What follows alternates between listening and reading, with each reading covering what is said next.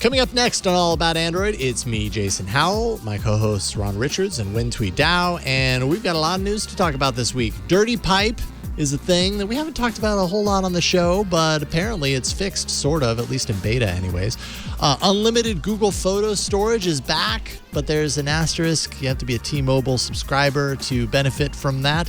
Essentials unreleased home device is now a collectible that is/was sold on eBay. Google Lens Multisearch is finally here. Also, claw machine apps are apparently a thing that Google's getting involved in. And we've got a whole bunch of your feedback, including a voicemail and more, a whole lot more next on All About Android. Podcasts you love. From people you trust. This is Twit. This episode of All About Android is brought to you by ITProTV. ITProTV has everything you need to level up your IT skills while you enjoy the journey. Visit itpro.tv/allaboutandroid for an additional 30% off all consumer subscriptions for the lifetime of your active subscription when you use code AAA30 at checkout. Hello and welcome to All About Android. This is episode 573, recorded on Tuesday, April 12th, 2022. Your weekly source for the latest news, hardware, and apps for the Android faithful. I'm Jason Howell. And I'm Ron Richards. And I'm WinTweet Dow. Oh, yeah, the three of us today. It's a special day. Nice. It is nice to be together. Indeed. It is nice to be together on this very, very special occasion. Those of you tuning in right now may not know this, but I think I'm on the same wavelength with Ron here. Is this your 500th episode? This might be episode 573 of All About Android, but thanks to the masterful Patrick Delahanty at Twit, he pointed out late last week after doing some calculations, this is indeed my 500th episode of All About Android. Okay, all right. So hold the phone here for 1 second. Let me hit play on my phone while you hit play on that, Burke.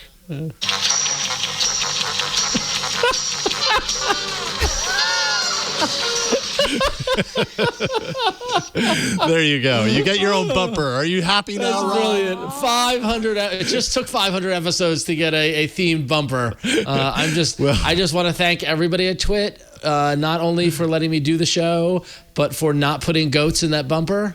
I really appreciate it. I think who you need to thank is Victor, who is also in the room. He's the one that even came up with this idea to begin with. Appreciate and it. The second you said there were no goats, I think I heard him yell, "Dang it!" as if like he didn't think about it. And that's great. It was a missed opportunity, but 500 episodes. 500 episodes. I mean, and just so everybody, we love the number. Lord knows we love our numbers with Android adoption, right, and sell-through and penetration. Here are the numbers of all of the Twit hosts, thanks to the Twit API. So, Huynh, you've been on 15 episodes so far. So you're rookie year, right? Believe it or not, Eileen Rivera did 83 episodes. I thought those were more, but she did 83 episodes. Yeah, it was a couple of years, basically. Yeah, it was a couple of years. Gita Trapani did 107 episodes. There you go. Flo has got 280 under her belt. Wow. I'm now, in the 500 club, but I am just purely second fiddle to the man in the big chair, Mr. Jason Howell. This is your 526th episode. I mean, 500 and 526 aren't really that far apart, to be honest. No, but still, you did it half a year more than I did. Yeah, what do you think about it? Right? You know what? You take a lot of time off. You're a slacker. What can I say? I know. Well, I haven't taken a lot of time off recently. I used to, but not as much. Yeah, so, I'm totally kidding. Anyway, it's good to be here. I love the opportunity and love talking about Android because it's so much fun stuff to talk about. It is. There continues to be fun stuff to talk about in the world of Android, and today is no exception. Well, maybe the top news block that might be the exception. I was like piecing it together, like, okay, there's no real like top news this week, but that's okay. We've got news. There's some good news in all facets to talk about. Bad news. So. I want to be clear. I said there's some good news. I don't mean there's good news about Android. There's just some news that is fun to talk about. Yeah, when we say good news, that's what we mean. Things of noteful news. All right, well, enough talking about the news that we do or do not apparently have, because I'm telling you, we have some, and it's time for it right now. Looks like we're going to be talking about dirty pipes today on Android News. The really creepiest name ever. Yeah. I mean, one dirty pipe, anyways. Could be many dirty pipes. I mean, dirty pipes are no fun in your bathroom, and they are no fun on your flagship Android phones. So for those of you who might be aware, there was a pretty hefty vulnerability found in versions of the Linux kernel 5.8 and above called dirty pipe. It's a pretty bad one. Without going into too much technical detail, it's pretty cunning. It has a lot to do with kind of basically how pipes work, which is basically a inter-process communication utility on Linux that allows like running processes to talk to each other. So that's the pipe bit. There's a little bit of basically a system called Splice, which allows you to take files and splice them into pipes. And then basically if a very, let's say, non-good intentioned person was able to open, say, a very important read-only file, or a file rather that they only had read access to, do some things with some pipes and some splicing, get the pipes together, they could actually write to read-only files and give themselves elevated permissions. So that's the dirty pipe. The pipes are all gummed up with bad malicious data. Yeah. So dirty pipes. Dirty pipes. And so this is in versions of the Linux kernel 5.8 and up. And unfortunately, for those of us with Pixel 6s and Galaxy S22s, that was actually the version of the Linux kernel that these phones shipped with. And bad stuff. It actually is pretty heinous. And the good news, though, is that for Samsung S22 users, I believe there is a patch out. For all of the rest of us on Pixel 6s, the latest Android 12 QPR3 Beta does have a fix for the dirty pipe exploit. And I mean, basically, if you're on other versions of Android 12, if you upgraded to Android 12, you're probably going to be all right. If you're nervous, you can go into your system settings and check out the Android version, which also in that same screen includes the kernel build version. And I believe like the version that Pixel 6 is shipped with was kind of 5.10, which was released, I think, or was dated. It's dated rather, January 21st. If you have the new QPR3 Beta 2, your kernel version should be dated March 15th, which is good, which means you're all good to go. If you're super nervous, get on the beta. If you're not, just be careful what you download between now and when QPR3 comes out. But yeah, pretty interesting stuff from a like philosophical, technological perspective. But wow. So yeah, just be careful about that. Don't let dirty pipes keep dripping dirty water on dirtying you down. Man, dirty in your stuff. And this is going down a dangerous road. Okay, bye. That's it. 15 episodes. Y'all got a long way to go, especially with these kind of like things to talk about. But yeah.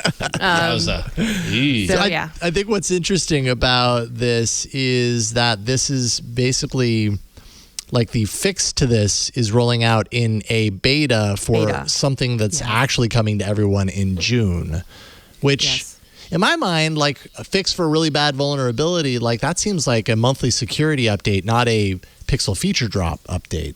Like, why wait till June on this? If we've got the fix here, why not put that into, it's April. Why didn't it go into the April? Maybe they didn't have it in the April security, update timeline. Why not May security update timeline? It's a really good question because Samsung S22 folks have it. So that's a really good question. I can only think that there's some kind of like mitigation of effort or kind of like, because every time you roll out an update, there's always a chance that you break something else. I mean, Google's pretty good at this, so that might not be the case. But I think because even though this is a pretty bad vulnerability, like someone who knows what they're doing could do some really crap stuff. Like they can take over your phone. But I think because the affected devices is so tiny, and even again, like I believe, and this is not my realm of expertise, but I believe if you upgrade to 12, you're still okay as long as you have a phone that didn't ship with Android 12. You're all right. So since the affected user base is so narrow, they're kind of going with this June. I mean, I still don't like it. I'd rather just have like the dang patch, but it could be just a mitigation of other risk factors just because of the fact that Samsung kind of has S22 covered. And the fact that, otherwise, it's hopefully a narrow user base and hopefully awareness will kind of keep people from downloading any other nefarious, malicious dirty piping Things, type dirty-ish, things. dirtiest. Dirty Dirty pipes piping. in the story a little bit. Dirty pipes. That's a good name though. Apparently, the dirty pipe actually was very reminiscent of a previous vulnerability called Dirty Cow. Oh, So Well, I a don't- dirty I don't cow know. is a dirty cow is much more interesting than a dirty pipe. Let's be honest. Yeah. I mean, like, yeah. I want to talk about dirty cows. Could have been some like tipping jokes and some pie jokes or whatever. But anyway, Too bad it wasn't a dirty goat. I mean, no. it'd be too easy. That'd be too easy. So, oh man. all right. Well, Ron, you got the next one. I think we've Let me clean up cleaned these the pipes. pipe. Let me clean Clean the these pipes pipes. up. Nothing like moving away from dirty pipes to like thorn in our side, sticking issues that we never hear the end of it, taking a new turn. So if you remember correctly, Google phased out the unlimited storage for Google Photos a little while back, right? And everybody got upset. Basically, if you wanted more storage, you had to pay for the Google One service kind of stuff to get more storage. Storage was tied into your Gmail, all that stuff. Google realized they needed to make money, which whatever, I understand that. But guess what? Unlimited photo storage is back now, but it's not free. There's a catch. It's only for T-Mobile customers, of which I am one, but I'll get to that in a moment. So T-Mobile is currently, they've been partnering with Google on a lot of things. They were ahead of the game on RCS. They're doing things with YouTube TV. All this, like T-Mobile and Google have really been sidling up next to each other. And now T-Mobile currently offers Google One tiers. The $15 a month tier includes unlimited Google Photos storage. And it also includes 2 terabytes of Google One storage. So that storage can be shared up with up to 5 additional people. But unfortunately, the unlimited photo storage cannot be shared. So essentially, as of right now, and I was on the page, I just went to it before, on the T-Mobile website, on their offers page under Google Now, Google One, what you can do is you can sign up for $5 a month and you get a 500 gigabyte storage plan, right? Which doesn't give you any of the unlimited storage, but you get a lot of the advanced photo editing and a lot of the perks that you get from Google One, that sort of thing. You could pay $10 a month and get a 2 terabyte storage plan that you can share with up to 5 people, and you get all that, the advanced photo editing stuff you get with Google Photos, you get the VPN access, the Google One VPN, you get all that fun, cool stuff. But coming soon is this $15 a month plan where you get the 2 terabyte storage plan plus unlimited Google Photos, which you can't share with anybody else. They're just photos for yourself, and this is exclusively for T-Mobile customers. So they say coming soon. It's coming later this month. And my question is, I'm a T-Mobile customer who's already paying for Google One directly with Google. How do I get this? Can you just transition over to? If I cancel Google One, will I lose all my store? Like, what will happen if I lose my? You know what I mean? Like, Well, that's a good question. What does happen to your data when you cancel Google One? Yeah, There's got to be a way to transition over. I don't know. What if I'm you're on afraid to Google do Fi it. Yeah. and you use T-Mobile's network? That doesn't count. That doesn't. I like that. And I which like uses that. Google One too. Yeah. Or like, can you pause Google One so your stuff stays there, but you can't access it? Or I don't know. Yeah. They've got to have like a grace period where they still keep your data on server just in case, because that would be that just feels so restrictive. Like, I mean, isn't that kind of standard that you get a grace period of like so many months? Yeah, it's got to be to move off or to do whatever. Like, they're not going to Yeah. delete everything as soon as you hit cancel. But still, it's got to be. There's got to be some sort of like, I'm a T-Mobile customer. Okay, cool. It's going over here. Like, I don't know how this works because I currently don't have unlimited Google Photo storage because I'm paying and I'm dealing with the tiers that everybody's dealing with. I want this. I'll pay $15 a month. That's fine. So my question to T-Mobile customer service will be, how do I get this? So, but yeah.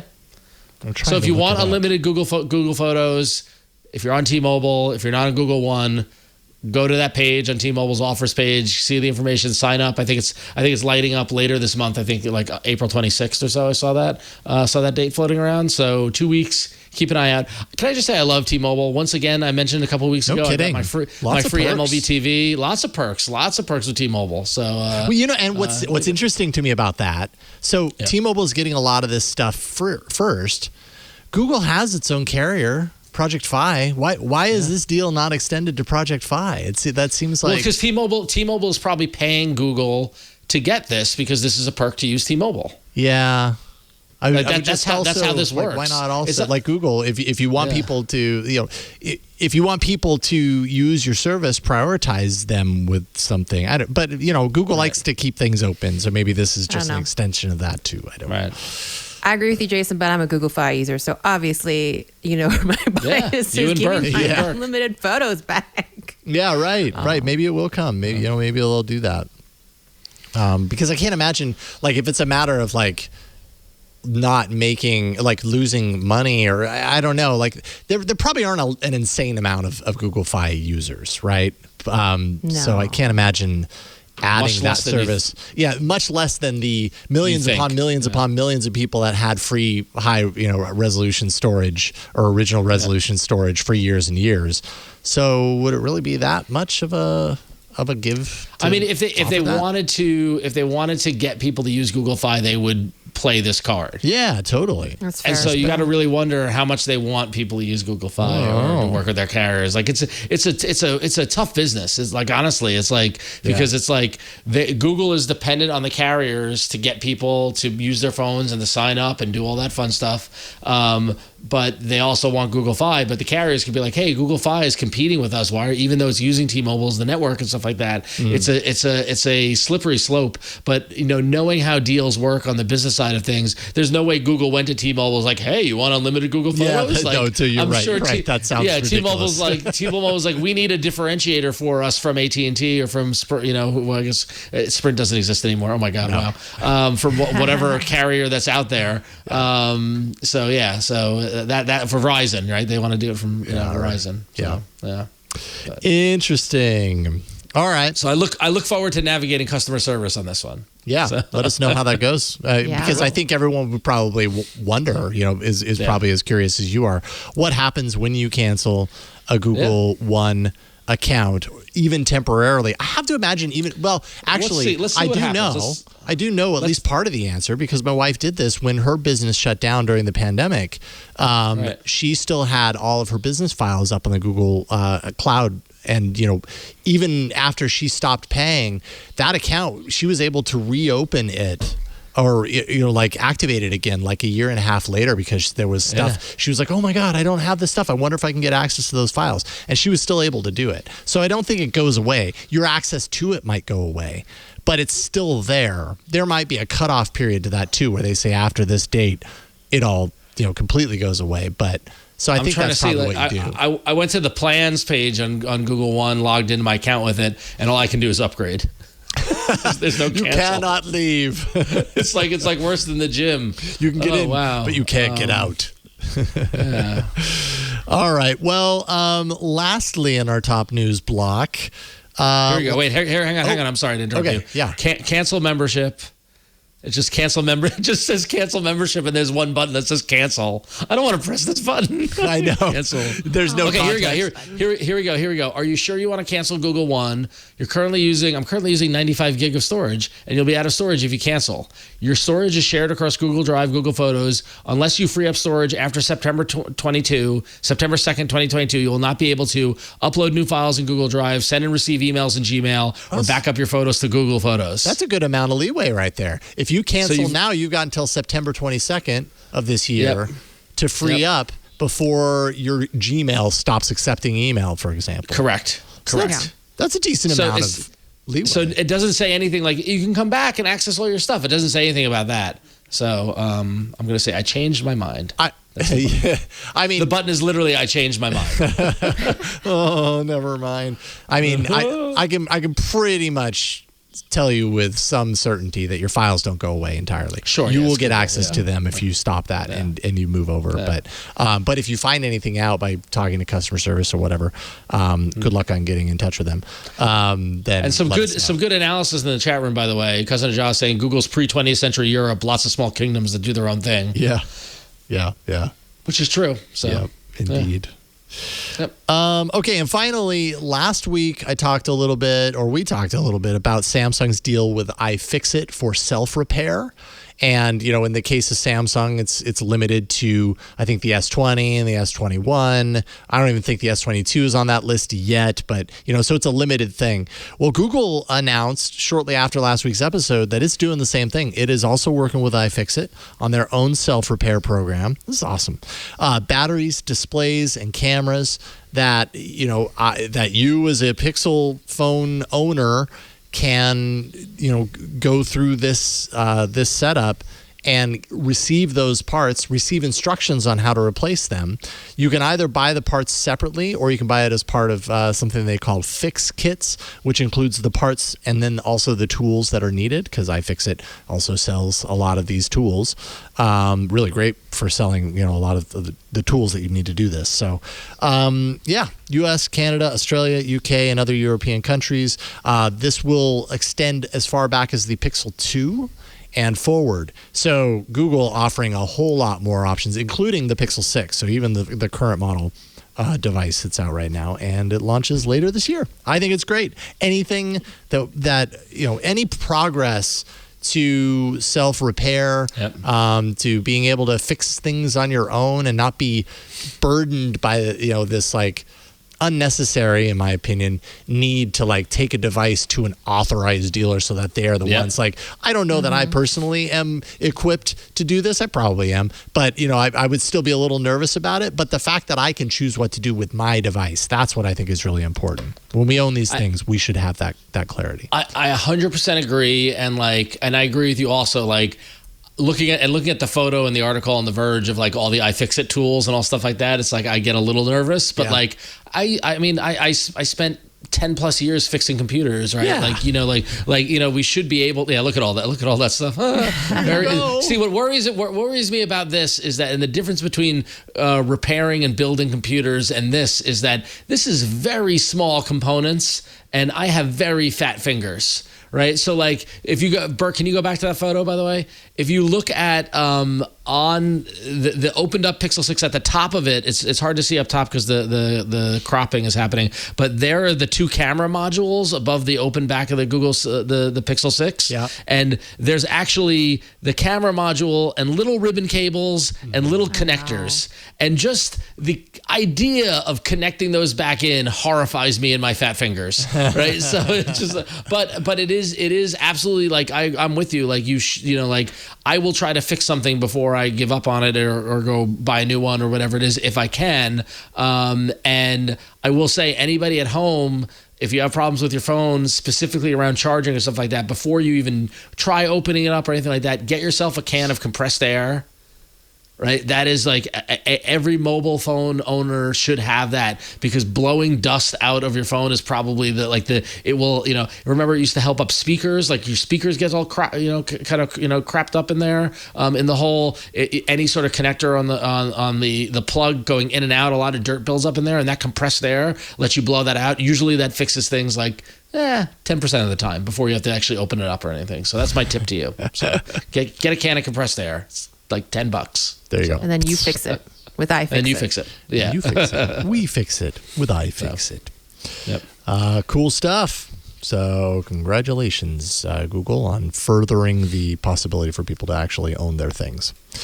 At the end of the day, that's how I see simple it. things. Life is just all about the simple things. I mean, if I buy it, I want to know that I can do what I want with it. And so it's nice to be able to do that. Let's take a break. Thank the sponsor of this episode, and then we'll get into a really great hardware block. This is the block one of the blocks that I'm looking forward to. So that's up next. First, this episode of All About Android is brought to you by ITProTV. If you're a fan of Twit, then you're a fan of what ITProTV is doing, because they're doing live coverage, live shows around IT education in a very similar model, but they are just doing such an amazing job, and they have been for years. The world of IT, as you know, it's always changing. Where exactly do you go when you need to update your certs, when you need training in IT? If you happen to be a seasoned IT professional, or even if you're just getting started, ITProTV is the online learning IT education platform that you need to really get ahead and advance those skills that you have in IT. ITProTV has 7 studios. They film Monday through Friday. They have the most up-to-date content with every vendor and skill that you need to actually advance your IT career. Their courses actually go from the studio to their course library in 24 hours. They're divided into 20 to 30-minute episodes. So that makes it really easy to just sit down and binge as you need, or, just if you've got a small pocket of time, 20 minutes isn't that long, and you can learn something really powerful for your career in that 20 minutes. They make sure you're prepared for your exams. They have virtual labs and practice tests, so you're putting that knowledge to use. You're not just passively watching this content, you're engaging with it. The best part about ITProTV is that you can learn and get certified on your own schedule. It really fits around anything you have going on. It's always entertaining, by the way, so you will actually enjoy the process. And they've been doing something really cool lately. They basically have themed months, and right now is April. It's Linux month at ITProTV, so you can check out. They've got some on-demand webinars, one with Don Pizzette and Daniel Lowry focused on choosing the right Linux distro in 2022. And ITProTV's Linux free weekend. That's right, a free weekend scheduled for April 23rd to the 24th. You don't want to miss that. Absolutely. Check it out for yourself. ITProTV has over 138 hours of Linux training available, and just a sampling of some of the courses that you might want to check out. There's Linux shell scripting basics, LPIC2 Linux engineer, or Linux command line. I mean, that's just 3 of them. They've got so many more. With all of the content that they're channeling out of their studios on a weekly basis, you better believe they've got tons of Linux support in there. So don't forget about your IT team, by the way. At your business, you can check out an ITProTV business plan, and you can get your team knowledged up as well. Great stuff. Visit itpro.tv/allaboutandroid for an additional 30% off all consumer subscriptions for the lifetime of your active subscription, the lifetime of it, when you use code AAA30. That's itpro.tv/allaboutandroid. Make sure and use that code AAA30. Not only does that tell them that you heard about this from All About Android, which, yay, pat us on the back, but also you get an additional 30% off for the lifetime of your active subscription when you do that. ITProTV, build or expand your IT career, and enjoy the journey along the way. And we thank ITProTV for their support of this show. It's great to continue to have you guys on board. All right. Woohoo! The top story of hardware. I'm excited for it. Let's do it. I'm so excited for this first story. Oh, it's great. I'm jealous. I love this story. So first off, I love being on the show because I'm with people that like to collect devices. I know, like, Ron showed us his part of his collection earlier, and about 2 months ago in our Slack, Jason posted a eBay listing for the Sooner, which is the unreleased, the actual first Android phone. And guess who bought it and never brought it up on the show because it actually was a completely unused copy of it. It was fresh in the package. The batteries were still in the plastic, so I never brought it out because I never had the heart to open it up. So, so is this still wrapped and everything? It's still wrapped. I want to get another one. Yeah, so that I have one that this you can open. And one for me. You're such a collector. And then one for me. No, but I love that. So I especially love this story because it's about Essential's never released smart speaker, the Essential Home. So we never really saw this for realsies. It was never released. Obviously, Essential is now, well, part of it's nothing, but really it's also nothing. Essential no longer exists. Not confusing. But that was very funny. Part of it is nothing, but it's also actually nothing. It's actually nothing. But so we did see the Essential. How do you fun? How did you? I don't even remember the PH-1. So Essential did release a smartphone, and kind of on its heels was kind of renders for this Essential Home, which was kind of in the vein of other Essential things, meant to, quote, bring order to the endless standards, protocols, and systems wrought by the Internet of Things with a system that combines, quote, smart things, HomeKit, Nest, and the rest. And Essential touted it as being something, quote, you'll actually be proud to display in your home. No boxes, tubes, or strange lights. And I think what we really got was just renders of this kind of round. It was speaker. on their website. like It wasn't their like website. Okay, it's been when the That's right. website launched. When the website launched, it was like the phone, and then it was like home, and it had like the silhouette of the puck design. It was like coming soon, Yeah. and they never revealed anything about That's it. right. Like, Yeah. So, well, I mean, if you have $900, you can buy what is touted to be a prototype of the Essential Home, and yeah, it would be interesting to see, have this thing in hand, because like Essential said, it would come with a custom ambient OS. This runs Android 8.1 with a security patch from 2018, and you can see whether you can actually activate it with a tap voice command or even just a glance. That was what it was supposed to do. Like, would you just like kind of look at it and it kind of just detects your side eye and then does the Essential thing. So yeah, I mean, if you have $900 and you're really curious what the Essential Home is like, you can now find out from this eBay listing. So this is really, really interesting. I always wonder how things like this pop up on eBay. Yeah, me too. And what's the story? But yeah, what's the story here? But yeah, like if you want a piece of better or worse history, you can get it for $900 on eBay. So You could. I think it's closed now. I think Oh, is somebody it? bought it. Oh, Yeah, no. so let's go to the eBay bummer. listing, and it says, the listing is ended. So I don't know if that means. did that it someone was buy sold. it, or did someone say don't sell? Oh, it says sold. Does it say sold? It says sold. Yeah, I'm not. Why is my eyes are not seeing sold? But yeah, Sold I mean, for okay, $900 plus $15 for shipping. Oh, there you go, $915. So That's yeah. That's too far. That $15. Just that extra 15 was just too much. So yeah, fascinating stuff. Never released. And now maybe someone will just, I don't know. I'd be fascinated to see if someone actually got this running like at their house. Yeah. And just showed us the future that could be in an alternate universe where $900. some people were better people and things happened different. Yes, We'll see. right. That I mean, I actually watched everything everywhere all at once, so my mind's all about like the multiverse and things that could be. So maybe this Essential Home is your nexus to other realities where Essential is not nothing. Was not led by people. Yeah, I was going on the Internet Archive and pulling up essential.com, and I found the little Right, blurb, it's but there, right? Yeah, it is there, but it just went away. I'm trying to refresh it, and it's slow. Anyways.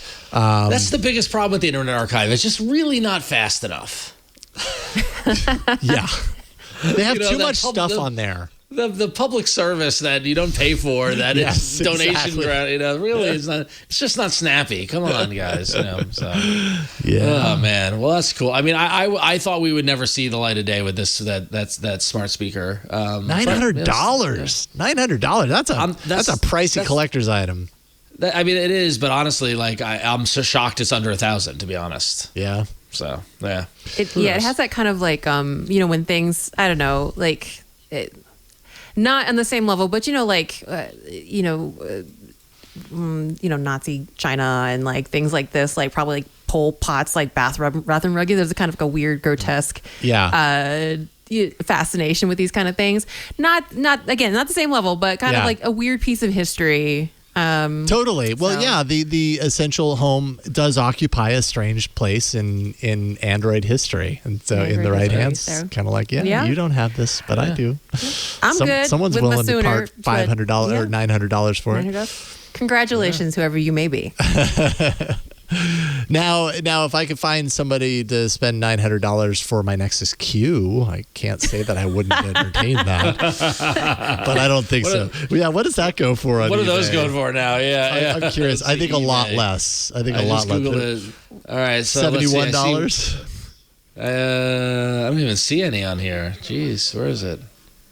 Yeah. I saw something for $71. Yeah. Nexus Q, not Nexus. I think we still have ours. So Jason, we could sell ours as like a dual listing as a pair. So if you're like me and you want, Oh, as a you want one for pair. yourself and you want one for the show. A pre-owned Nexus Q is selling for $220 on eBay right now. Oh shoot, that's not nothing. So that's appreciated. That's appreciated. Yeah. There you go. I'll just keep it plugged in my office as like a fancy Just light, for the which light. is basically all it's done for the last I don't know how many 10 years. Yeah, it's It keeps me from getting lonely when I go in there every once in a while, and the little lights are pulsing, and it's just like I mean, honestly, Yeah, it's breathing. when Burke's there at 3 a.m. going for a glass of milk because he can't sleep. Yeah, so there's only one active on eBay right now. Remember, there used to be like a whole bunch of them when you search for it. Yeah, totally. It's fascinating. They've given up because they realize like this doesn't actually do anything. It doesn't do anything other than glow. So there you go. Cool. Anywho, all right, Ron, what you got? Anyway, so if you got your bingo card at home and you're keeping track of manufacturers that are rolling out foldables, if you had Vivo, you win this week. So Vivo has announced its first flagship foldable. The Vivo X Fold is available in China for now. It has an ultrasonic fingerprint sensor on both displays, and it also has a plate underneath the interior fold point that pushes up when open to smooth out the crease, which is key in the folding business. And it's got a pretty powerful quad camera array, including a 5x periscope optical zoom, and it includes a physical silent mode slider on the side. And it sells for approximately converted to between $1,440 to $1,570. So it's pretty pricey. But yeah, Vivo getting in the foldable game. So there it is. Wow, that's pricey. I mean, that's like upper end Samsung. So Vivo's like, we're right there with Samsung. I wonder what the Samsung Z Fold 3 converted, converted in Chinese yuan is. I don't know if it's close to that, but that's bold. Yep. Vivo isn't a brand that we really get here in the States. I mean, is Vivo just a brand that we don't see here in carrier stores, or are they one of those the side brands that you see in carrier stores? I honestly have no idea. Or is it just China? Vivo, they are global, so they're available. You can get Vivos, if you just do Google Shopping, you can see them. They're available on Amazon, that sort of thing. I don't know if they're in any carriers. Yeah. Right. That's a good question. Let's see. Vivo, T-Mobile. Global market share of 2.7%. Oh no, that's old. That's first quarter of 2015. Yeah. I don't think they're not. At least they're not with T-Mobile. They're not with T-Mobile. So. I doubt they're with Verizon. So, I don't know that I've ever run into somebody or seen anybody with a Vivo phone out, but it looks like an interesting foldable. I mean, everybody. It just kind of seems like the foldable thing. Everybody's gonna doing their work to bring a foldable to market. I think the idea of pushing up the crease I thought that was interesting. It's funny to me that in the foldable game, the hinge system is such a big part of it. It's like, well, what is this? This hinge is unique because it blah, blah, blah. And in the case, of this device, it pushes up so you don't see the crease. It's so funny. It's like when you get a letter and you try to uncrease it by hitting, kind of just running your finger across the back a lot. Kind of reminds me of that, and I love that. I really like the cameras on this. I'm like a Sony camera buyer, so the fact that it has the little Zeiss Vario Tessars. Anyway, I see the blue Zeiss logo and I'm like, ooh, it'll match my camera. So I don't know. I don't like the price, but I like everything else, and I'm really curious if these kind of crease mitigate, which of these crease mitigation strategies actually bear fruit, creaseless fruit. So and how necessary actually is it? I mean, because I remember when foldables were first happening, everybody was like, oh God, did you see the crease reflection? Because we weren't used to screens that actually flexed, right? And we're used to these slabs of glass that are perfect until you scratch them. And with foldables, we had to kind of get, that was our first time seeing a screen that had almost by design, almost out of necessity, this crease going down the middle. I was like, well, that's not pristine. But then when I actually had a foldable in hand, I really got over that pretty quick. It didn't really bother me that much. I thought it would, but it didn't. So interesting. How big of a problem is it really? I don't know. Yeah. But interesting. Well, tying on to that is OnePlus. We just can't stop. We can't stop. We can't with these foldables. Everybody's doing it. Apparently OnePlus is in on this too, working on a foldable, which isn't actually surprising because you've got the OPPO Find N foldable. That was from last December in China. This is apparently going to be, from at least according to this report, similar to that device, which makes sense because OPPO and Vivo, by the way, are all owned, as well as OnePlus, owned by BBK Electronics. So these are all sub-brands underneath the same umbrella.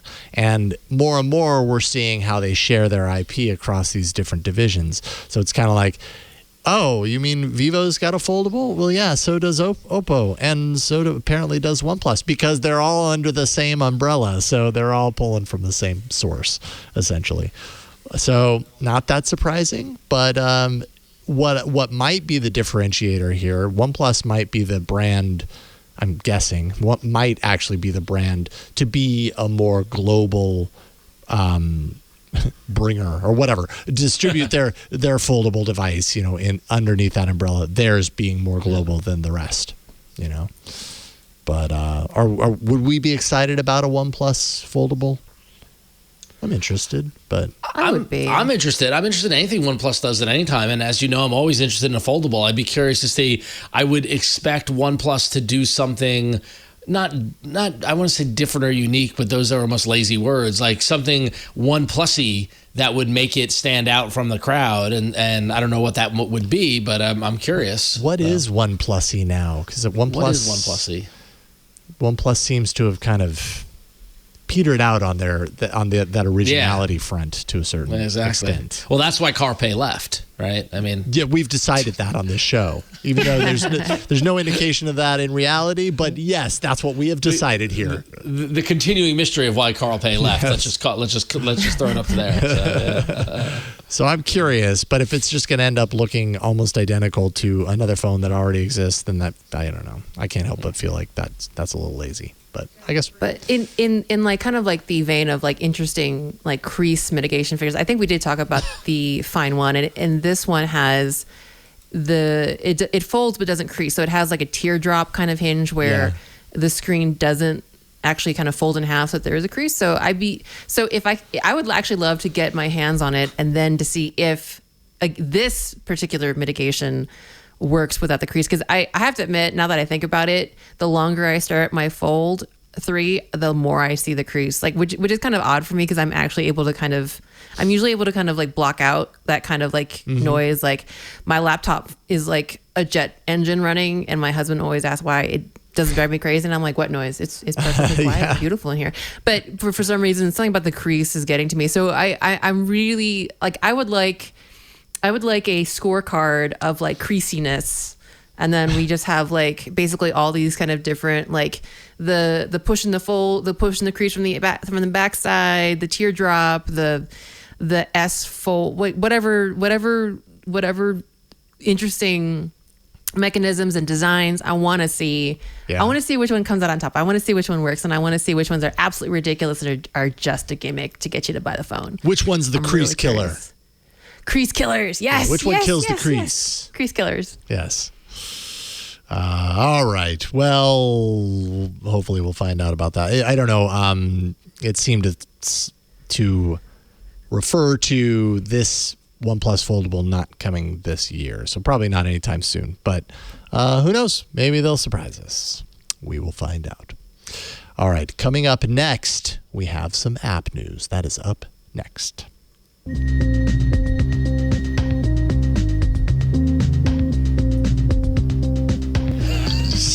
So time for some fun app time. So Multisearch, you might remember, was shown last September by Google, is now in beta for Android, and this is not too big of a claim. A quote unquote entirely new way to search. It's useful when you don't have all the words to describe what you were looking for, says Google. So what you do is you take a pic with Lens, swipe up on the results panel, and tap Add to your search. And then you can enter a question about an object in front of you or refine your search by color, brand, or visual attribute. So, for example, you can take a picture of an orange dress, then ask for it in green or another color.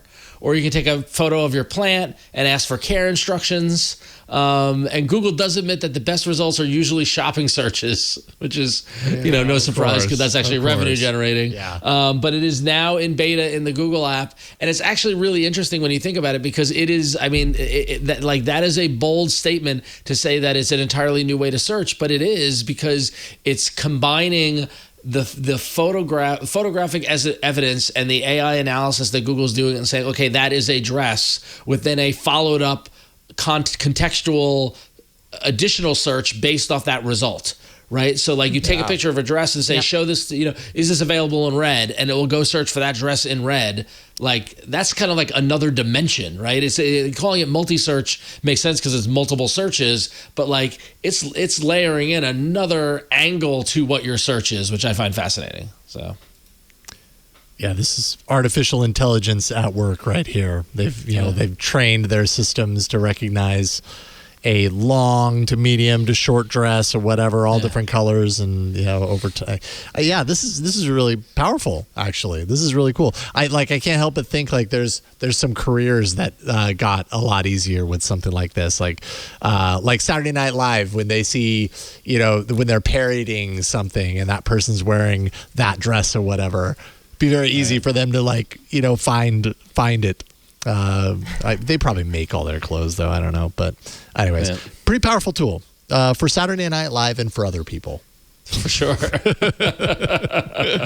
is really cool. It kind of like builds on as Ron was saying, like the context, but also it kind of seems like a interesting extension of like conversations, right? Because that was like the thing with like Google Actions and kind of Google Assistant is that they're trying to make interaction with digital devices more conversation and more human languagey, and this is taking that. And I really liked some of like the benefits of this. Like there's a kind of an accessibility, a kind of like friction reducing this where, and I do this too. Like I'll use Google Lens to find something, like to identify a thing. But then if I want to do like a deeper dive on it, then I'll go take my search over to Google Search and like try to describe it. So I really like the idea of building on it.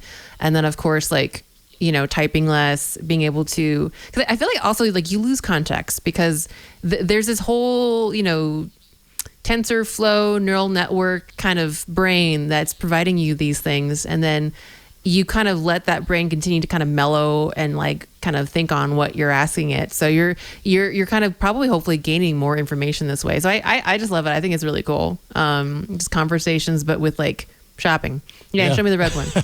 Orange one again. Right, size small. Yeah. Love it. Awesome stuff. What would I look like wearing this outfit?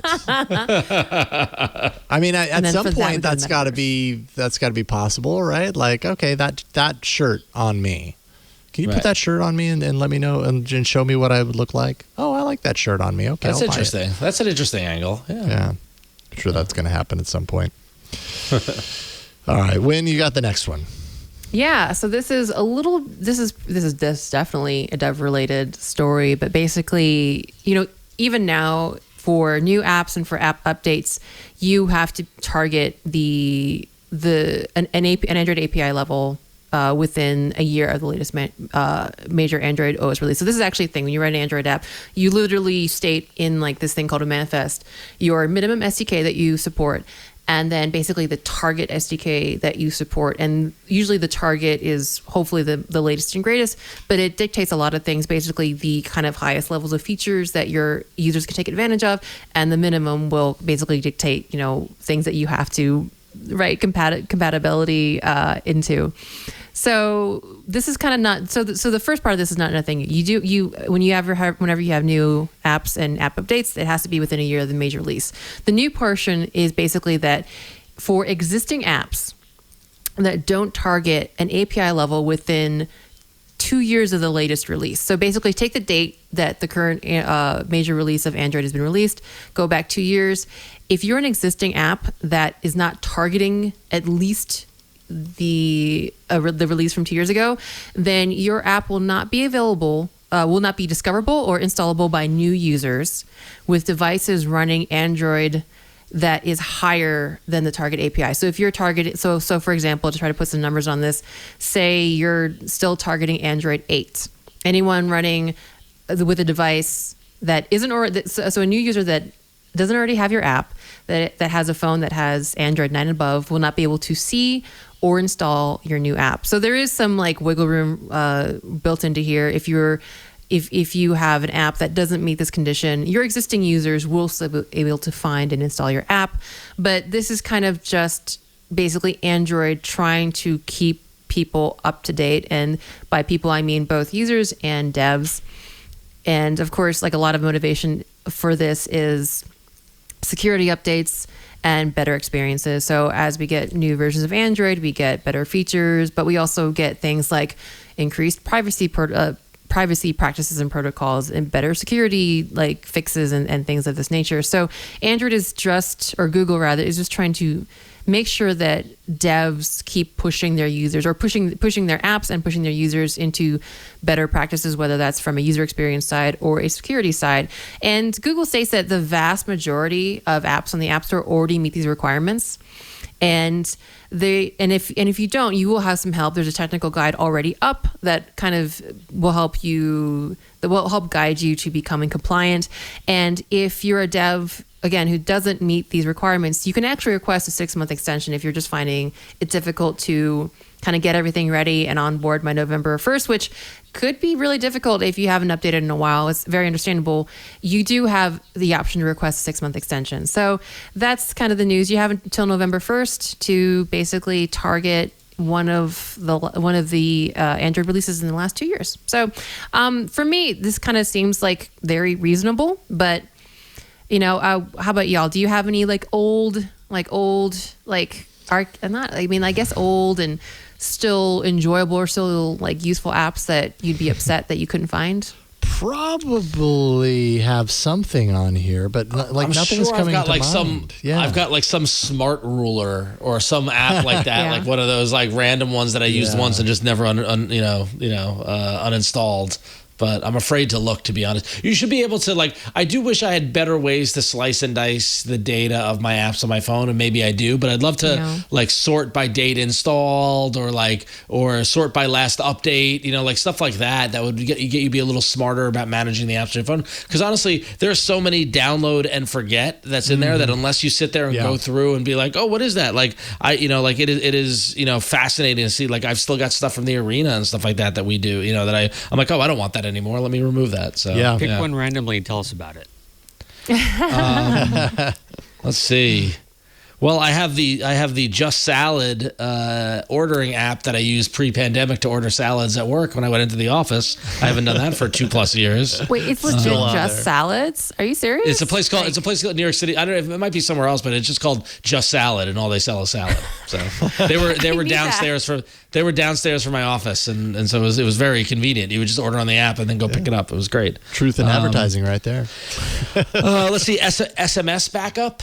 That old app. Yeah, that's a good example. Although I bet you SMS backup doesn't look like it's been updated. Right. It might not visually look updated, but the underpinnings might be. Backup and restore. I'm really curious on that one. When is the last time this was updated? February 1st, 2022 was the last update. That's this year. That's better. Okay, there so you it go. must be within a year. Yeah, basically anything with a recent update has to be within a year. AZ screen recorder I still have. Yeah, I still have that one. When was that last updated? Hold on. Let's see. App details, version 5.9.2. Last updated October 31st, 2021. Yep. So I'll allow it. I'll allow that. 50 million installs on that app, by the way. That's just wow. That's amazing. Geez. Yeah, I mean, so if you're already using this, you'll be fine. And I guess from the wording, it looked like if you just have an old phone, you should be good. So I feel like the only part where this would really run into problems if, say, you wanted to, I don't know, share the app with someone, or maybe I can't think of a good use case now, but basically if you wanted to get someone new on your old app, you'd be in a little bit of trouble. So I don't really have too many qualms about this one. Just as I said, a vast majority meet the core requirements, just because there's already that kind of stringent requirement of even updating your app needs to target within the last year or so. Yep. But driving us into the future, whether we like it or not. Usually we like it. So Yeah, I mean, it's good for us. It's like eating greens. It's good for you. So you might not like it, but it's good for you. Just salad. Sometimes you just salad. It's like eating just salad. Just salad. Yes, Google Play is getting like just salad. And then finally, this is an app category that I had no idea existed until I saw this story on Android Police. Apparently, there are apps that control real-life claw machines. The only reason that I even care about this, even remotely, is the fact that my younger daughter loves claw machines. Like, she can't see one and not, like, want to spend all of her money clawing at that, that doll or whatever. So I'm very familiar with them. I kind of hate them, to be honest, because I'm the parent that's like, you spend $1 on that claw machine, you get nothing. If you save that dollar and put it with other saved dollars, you get something. I'm just saying. But she doesn't care. Part of the fun is actually playing. But apparently this is an app category that is so a thing that Google is doing a pilot program for developers of these games, at least in Japan to start. The way this is going to work is that each game is going to be certified by a play industry partner, in this case, Japan Online Crane Game Industrialist Association, which is a mouthful, so just call it JOCA, J-O-C-A, if you like. This program is going to run from July 11th of this year through July 11th of next year, so a year. Google will follow up with user feedback. It'll confirm that participating games are actually following restrictions and rules. So it's placing guidelines around, like, if I own a claw machine and I have an app that people are downloading to control that claw machine, they probably just want to make sure that people aren't getting ripped off in the process. Like, it's a cool idea and it deserves to exist, but how can we make sure that it exists in a way that is fair and not breaking laws or whatever the case may be? Also placing restrictions on what those claw machines can and can't do, like offering NFTs, that's a no-no, or offering cryptocurrency, that's a no-no. But apparently this is just like a huge thing in Japan. Like, we have claw machines here, but the claw machines, from what I understand, in Japan are like next level, and they're way better in some way. Are you surprised to hear? I'm not surprised at all. I just never thought about it. Like, I just thought claw machines are claw machines. But I'm just really happy that my youngest daughter doesn't know that apps like this exist, because she'd be all over it. She'd be like, I just want to spend all my birthday money on this claw machine in Japan in the hopes that I can get that doll. Until she watches the show, until she watches this episode, and then you're screwed. Thankfully, she doesn't watch they're the show. everywhere. And the prizes in them are amazing. And I can't help but think, like, it's really interesting. Actually, I think the common name for them is UFO catchers, and it's kind of like how we called tissues Kleenex. I think UFO catchers was like an OG game from like Sega or something, and then it just became like the kind of ubiquitous name for it. But they are everywhere, and I can't help. The claw came down and grabbed the cow, I think, or something like that. Oh, really? Yeah. I've never known. I just know they were called UFO catchers, and I could never understand why, because I'm like, they catch more than UFOs. I've definitely seen a big Pikachu or two, like, go up with the claw. The claw. The claw. The claw. Ooh. Yeah. So anyways, it's a thing that exists so much so that that Google's has a pilot program around it. I just thought it was interesting. I was like, wow, that's go Google, I suppose. I didn't even know this was a category that existed. But it actually makes a lot of sense when I think about the mechanics of a claw machine. It's just a joystick. It's a joystick and a button. Same thing that you'd be able to do on your phone. Yeah. Why couldn't you do that, from a distance with a real claw machine? And, they have it, the apps that serve this or that do this have it set up, I suppose, if they're done well, where if you actually win the prize, they ship the prize to you, right? So it's not just playing the game, but then you end up getting a ship. So I don't know how much they cost. I have to imagine. Oh, that's the gotcha. Of course it is. Yeah, that's always the gotcha with claw machines. My goodness. So what's so funny is that, like, it was so, like, I had talked to a company related to when we were working on Scorebit a couple of years ago before the pandemic, and they were a company called Surrogate, and they still exist now at surrogate.tv. Don't load it up, Burke, but if you want to go look at it. But they are basically like remote robotic online gaming and they have a whole section of claw machines. Yeah. So like they build the software to program the robots to control these claw machines, which is fascinating. Oh, yeah. So they also built people use the same tools that they use to control pinball machines remotely. So somebody set up a pinball machine with cameras on it, and you could play the machine via browser. It was pretty neat. But wow. Yeah. That seems problematic though. At least the claw machine, there isn't like instant reflex need. Yeah. Mm-hmm. Right? Yeah, you position it and you hit the button when you're ready to go. Yep. On a pinball machine, like doing that virtually, that like the latency there. Yeah, no, which it got a lot of scrutiny, but also a lot of people like, oh, this is so cool, Yeah, for sure. Yeah. Right. Interesting. I just really wonder what the end game to this is, because I mean, it's definitely popular in Japan, but it's like, it's one country, and I understand like, a lot of technical innovations, and we kind of think of Japan as like, kind of like a center of a lot of like nerd culture. So I suppose like it on the surface it makes sense, but I kind of wonder what the end game for this is, like whether this is like some kind of like primordial Google like merging, I don't know, like pachinko or like other like that's getting into gambling, but kind of starting to merge real life kind of these kind of games with virtual and experience. I don't know. It just seems so. I mean, it's great, and I think it's really fun, but it's so niche that there's got to be like some kind of underlying experiment for something bigger or broader going on. Yeah, it seems very specific.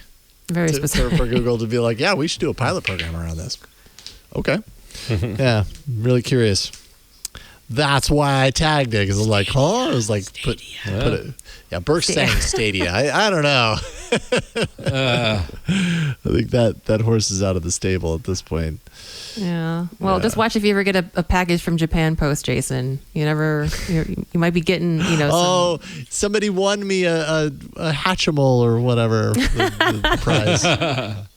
Actually, no, they're not. They're what are they? God, I can't even remember. My daughter has like 1 million of them. They're squashmallows. That's the thing right now. That's like they're 3 called Christmases ago. No, they're huge right now. You go in there. Yeah, squashmallows are huge. And sure enough, we went into Safeway the other day, and there was a claw machine there, and she ran over and she came back. She's like, I need $1. I was like, why? She's like, there's a squashmallow in that claw machine.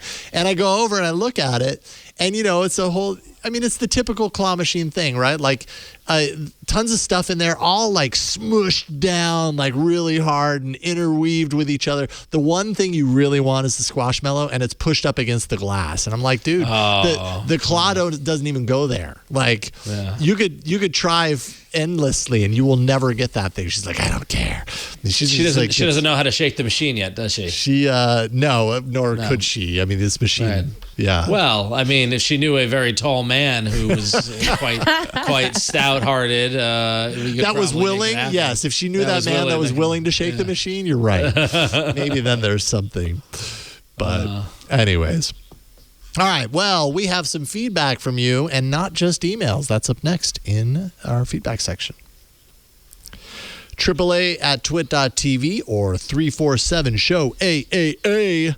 Those are the deets. Ron, you got the first one. All right. Our first email comes from a proud Club Twit member, Adam in San Diego. How you doing, Adam? I miss San Diego. I miss Hodad's. If you're ever in San Diego, go to Hodad's. Amazing burgers and milkshakes. So good. Anyway, so Adam writes and says, I was delighted to learn about the new functionality and Google Messages that you talked about in the last episode, where they now have tabs to separate personal and business text messages. This is great. However, I'm seeing one problem. There are several businesses that are coming up under my personal tab. Not all, but a bunch. I've looked for a way to try to indicate in Google Messages which text should be in the other column, but I don't see a way to do this. It's worth noting that I do add all of these businesses' text numbers to my contacts, so I know who it is when I get the text. So I'm wondering if maybe Google thinks it's a personal message because I've added it to my contacts. But if that were true, you'd think all the businesses would come up under personal, but only some of them do. So it seems like Google's algorithm is just not working very well. But I don't want to remove them from my contacts because I like knowing exactly which business it is as soon as the message comes in. I don't want a whole bunch of random unidentified numbers where I have to open up each message to figure out what company it's from. Do you know of a way to fix improperly categorized messages, or is this just an unintended side effect of a new feature that they will need to fix in the future?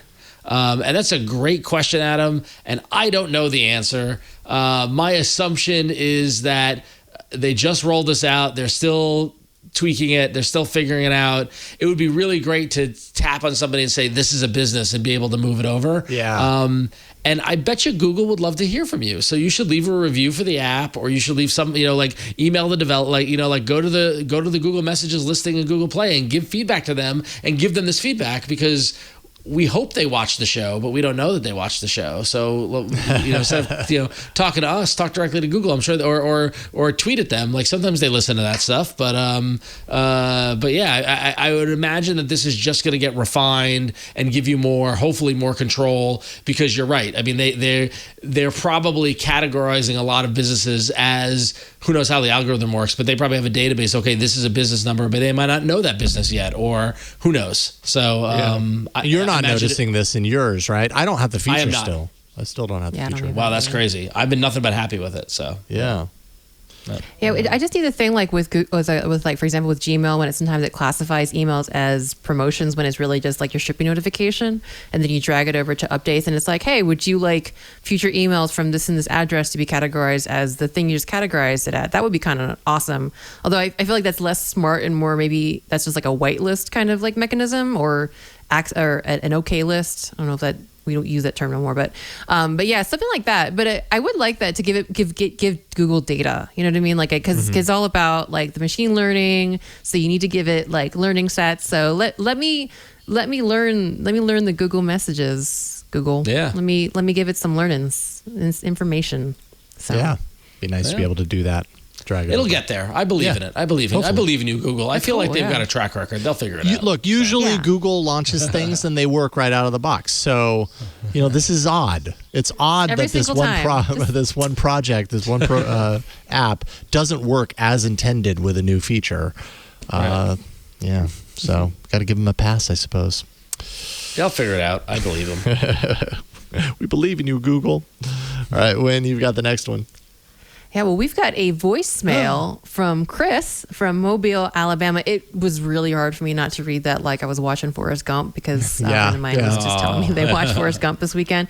But yeah, Chris, thank you so much for sending us a voicemail about Android Auto. Hey, this is Chris from Mobile, Alabama. I've got a Motorola G-Power 2021 as my primary driving device. But that's not my problem. My problem is Android Auto. When I'm using maps on my phone, I can share my location on a route without a problem. But I can't find any way to do that using Android Auto. And I've also noticed things like obstacles in the road or police checkpoints and things like that you can do easily on maps, but not on Android Auto. Any idea how to do it or anything else? Thank you very much. So I don't have Android Auto. I don't have the Android Auto like installed in my car. Hopefully a future car that we get. Maybe we will. So I don't know how to exactly do this. I was just kind of left in a position of like, all right, well, I'll do some Googling and see if I find anything that seems to reveal that this is possible. I didn't find anything direct from Google. I did find an article from Android Police that was written not that long ago. Although the title of the article is "The 7 Things I Hate Most About Using Android Auto." But Promising. This is February 12th, 2022. And one of the points that the author, who is Hagop Kavafian, I'm sorry if I'm mispronouncing your name, is point 3, location sharing. And seems to imply that, yes, location sharing is a feature in Android Auto, but the author points out, although you can do this with Android Auto, you can only share your trip with Google Maps contacts.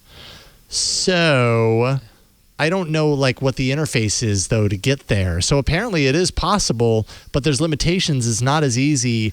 And, and the author goes off on how like not easy it is compared to what you can do on the phone version of Maps. So I mean, I don't really have a solution for you other than to say there is a implementation of this in Android Auto. It just maybe isn't perfect or isn't what it is on Maps on your phone.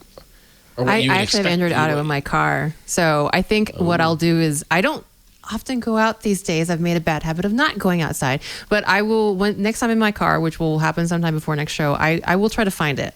But yeah, I was hoping to get a guide for this because I didn't want to be in my car messing with Android Auto kind of distractedly, but I'll see if I can find it. But yeah, it's kind of annoying. Also in the article, it mentions like you can't even do this on your phone because when Android Auto is engaged, it just like is like, no, don't use your phone. Bad. So you can't even like have a backup for doing it if you can't seem to find it on your Android Auto. So maybe I'll make my husband drive and I'll just hit buttons in my Android Auto and see if I can find out where it is because I couldn't tell you where it. Well, I couldn't tell you where it is. And we use this feature all the time, but generally the person who's not driving is like sharing location. So I'd love to see if this was in my car, even though I probably could be less distracted when I drive. But I'll try to find it.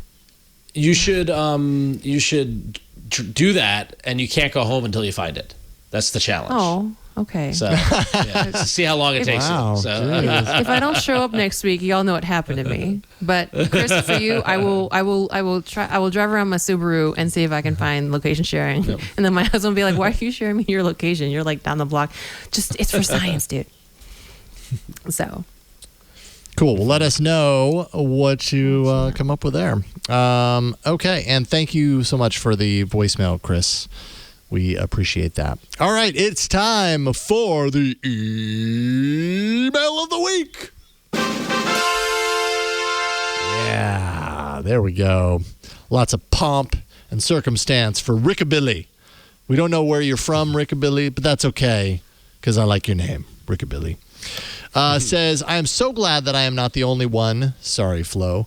Discover makes me want to not use maps in the way that it auto switches to Discovery. Often I arrive close. Sorry, let me start that again. Often I arrive close to the new destination and have to find parking. In Chicago, it's hard. And the app has switched to Discovery. So I have to re-navigate to the destination to find it. But I am still parking, but close enough that it thinks I want to walk the rest of the way. Then I need to go back and select driving. Ugh. And the reason that I picked this for the email of the week is because this is one of the things that frustrates me about maps as well. When you navigate somewhere, it's this like switching to Discovery, like you're there. And it's like, no, I'm not. I know you think I'm there, but I'm still kind of like in the process. Please keep going. Or it's when I pull up, like, so I've got the navigation in front of me and I'm pulling up and it's the third house in front, right? And then I get like two houses away and then it does you're there. And it also does this really disorienting thing with the map where it like rotates around and now suddenly the house is on the other side and my mind has to like do a reversal of where the thing is. Oh, the up and down. Yeah. Oh, that is like a science experiment. Right? Yes, like, totally. It like breaks my brain every time. I'm like, rotate. I'm like, okay, it is that house. It's not the one right there. It's the one next to it. Okay, I was going to get that wrong, except you did that wrong. Don't do that, maps. So I don't know. It's only the second time that Google releases something and it doesn't work well. So, yeah, it's only the second. It's time. odd. Only the second. This is a bad listener feedback segment for Google. Jeez, between messages and Android Auto and now maps. True. It's like, oh man. True. They're all like railing on Google for one thing they did. Here's the thing. Here's what Google is suffering from. Okay, yeah, too busy working on claw machines is what Victor said. No. They're not too busy working on claw. That's true, but Google is suffering from the same problem that George Lucas suffered, in that they can't stop tinkering. Right? Yes. Like Google Maps was really at the pinnacle of perfection when it comes to and the team's like, well, we can't just finish, we got to keep innovating. So like, what do? Let's make this discovery mode, or let's make this like, let's bring in local guides and let's all this stuff, and it slowly degrades the experience, and then you're left with, all this crap in the background that wasn't in the original movie. That's my take. Yeah. Yeah. Wow. I agree, Berg. Thanks. So anyways, Rickabilly, we feel your pain. We feel your frustration. We've been there. And that is dumb. But, I think Rickabilly's kind of point is like Discovery is this aspect of maps that Like, is it necessary? I mean, I understand why Google is doing it. I understand they want their Maps app to be as great as it could possibly be, and everything location-based can be found there eventually. But it's just like, you know what? Just do your core thing right, and do it don't well, mess that up. Don't take away from the experience. Yeah, don't take away from the core experience. That's what I found has happened more often than not with a lot of the changes they've rolled out and things like that. Like this, like I talked about it a couple weeks on the show, the local guides thing popping up. Like, no, I just want to. I need directions of where I'm going. I don't want to like look around where I am. Like, like if I want to look around where I am, I'm going to use my eyes. Right. Yeah, I know. Right. Well, and that's where I end up too. Is like, well, wait a minute. Like, it's pretty easy for me to like look up and figure this out. But I've spent the whole drive like tied into the navigation. I don't know. It's just the transition is hard. Yeah. Sometimes I also feel like when it does that and it removes the thing. I'm trying to remember if it still has the address shown on the screen in any way at that point or not. It must. It must. But sometimes I feel like, God, what am I even looking for right now? What is the number? It's like I don't know. It's disconcerting is all it is. It's probably there. It's just in a different place. And when I'm parking is when I'm focusing on like finding the parking and making sure I'm in front of the right place. And just that switch from everything looks like this to now everything looks like this is enough to kind of break my brain every time. Yep. And I keep thinking it's going to get easier, and it's not. But anyways, maybe I just need to drive without navigation for a while. And actually, if my wife was sitting at this table, that's what she'd say. She'd say, well, then stop using navigation, because I've lived in Petaluma now, how long? If you need navigation to get around in Petaluma, I don't need navigation to get around in Petaluma. I prefer it. I can get around just fine. The problem is I don't memorize street names. So it's like I know where I'm going. Hey, I'm with you. But if someone says this street, I'm like lost because I'm so used to navigation. So I don't know. I mean, it's kind of nice for like, when, road construction happens, like in Denver this entire last summer, they basically every single street between my house and my gym had work done on it. So even though I nominally know my way around here, it was kind of nice to be like, okay, well, I can't go that way. Okay, I can't go that way either. I can't go that way either. Did you just rip up the entire like downtown section of Denver? Okay, well then I had to go like 5 minutes out my way. So, that's good for, that when, your city decides, hey, we're just going to, road maintenance is important. But could you not do like the entire downtown all at once? Just saying. Just saying. Fair. But so it's good for that too. Yeah. But it's kind of weird, this discovery stuff. Like, so we just talked about like the multi-search. It's like Google really, really wants us to know that they're really good at kind of giving you peripheral information and maybe finding you stuff that you might like. But it always feels better when we ask for the extra stuff and not when they like, just like, hey, would you like this thing? Would you like this thing? Like, nah, man, I really don't. But like, if I asked for, it's kind of like, can they just save the stuff for additional input? Like if they had just a button for like, would you like to look around? Yeah. Yes. Like, yes, with my consent. Say no octogami. Give me stuff like with my permission. You know what I mean? Like with my input, rather than just like kind of assuming that we want discovery all the time. Like, nah, I know where I'm going. Like, I don't need to discover anything. I just need to get there. Yeah. Right. Yeah, totally agree. There you go. You got us all fired up, Rickabilly. Thank you for emailing. That's what makes a good email of the week. That's right. Thanks, congratulations. I knew it would be a hot button topic.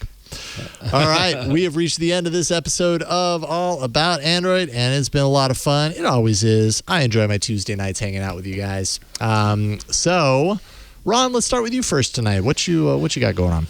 Well, I am just going to bask in my 500 episodes. I'm going to pop the champagne later on. And just again, thank everybody for welcoming me here, making this awesome. And go follow me on Twitter and on Instagram. I'm at RonXO on both those platforms. And go download Scorbit in the Google Play Store. If you like pinball, go check it out. I won't talk about it. I'll let you discover it. So go do that. So, thanks. Do it to it. All right. Thank you, Ron. And what about you, Win? Well, I'm going to sit here and enjoy my 16th episode. I know it's not anywhere near Ron's. I got a long way to go, but I will enjoy it. Got to start somewhere. You got to start somewhere. I got to start somewhere. So 16 is a good number. It's a perfect square. So I will enjoy my 16th episode with you all having fun talking about Android, which is always one of my favorite subjects because I am an Android dev, believe it or not. I know usually it's not, but I am really. And you can find information about my talks, other technical content that I write on my website, randomlytyping.com. And for other drivel, you can just find me on Instagram and Twitter at QueenCodeMonkey. Awesome. Thank you, Win. Always a lot of fun. Also, big thanks to Victor in the studio here. Now in the studio here instead of at home. So he's usually, Hooray. behind the scenes and everything, but also he made that amazing Ron bumper. So amazing. Thank you for that awesome surprise. Also, thanks to Burke, who's behind the board, who's pushing the buttons, making it happen every once in a while, saying words. And that as well. I don't even know why that's in there, but there we go. Thank you, Burke. You can find me on Twitter at Jason Howell. Find me on another show I do here at Twit, Tech News Weekly. Do that every Thursday with Micah Sargent, an interview-based show. Have a lot of fun with that. twit.tv/TNW. And don't forget, we have Club Twit, which is twit.tv/clubtwit. That's where you can go if you want all of our shows with no ads, including this one. This ad wouldn't even be in our show, in the ad-free feed. All of our shows with no ads. You get also that exclusive Twit Plus podcast feed, tons of extra content in that feed, and a members-only Discord access there as well. $7 a month, twit.tv/clubtwit. As for this show, twit.tv/AAA is the show page on the web. You can go there, subscribe to the podcast in any format, jump out to YouTube and watch there if that's your preference. We don't care just as long as you get it each and every week, and we hope that you do. Thank you so much for watching and listening. We'll see you next time, next Tuesday, on All About Android. Bye, everybody.